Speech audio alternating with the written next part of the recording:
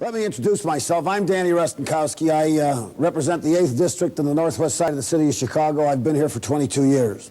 I just met Jim Wright and Mo Udall on the tram going to and from the Capitol, where I'm sure after the 5th of January you'll be aggravated with those bells just like we are.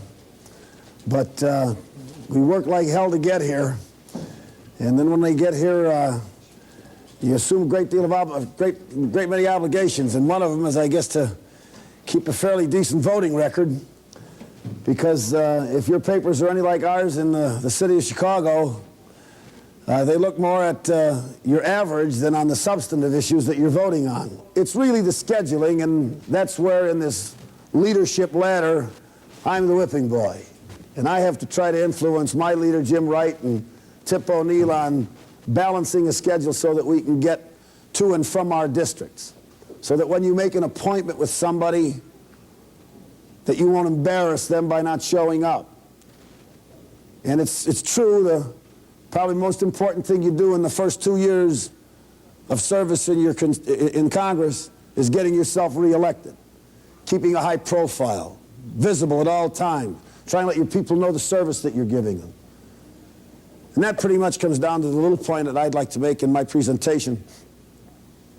And that's your commitment to us, to the Democratic Party, to the philosophy that we represent. Tip O'Neill said it very well this afternoon. He'd never ask you to vote on any bill that would embarrass you, that would certainly cause you some concern with respect to getting reelected. But you know, the game is compromised. That's politics. And so what we try to do is we try to put a piece of legislation together that's going to be comfortable in our platform and certainly in the program that we present. But you know, there are sometimes concessions that one has to make in order to get a program through.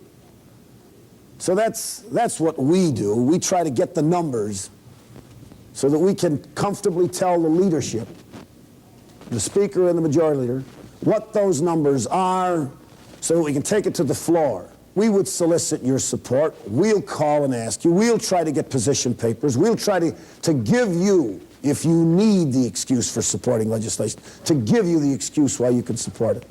And that's important. It's going to be more important in the next 2 years, because what we're going to try to do, and we're going to have to work at this feverishly, is rebuild the party to work with our fewer numbers against a lot of money that's easily accessible to the Republicans.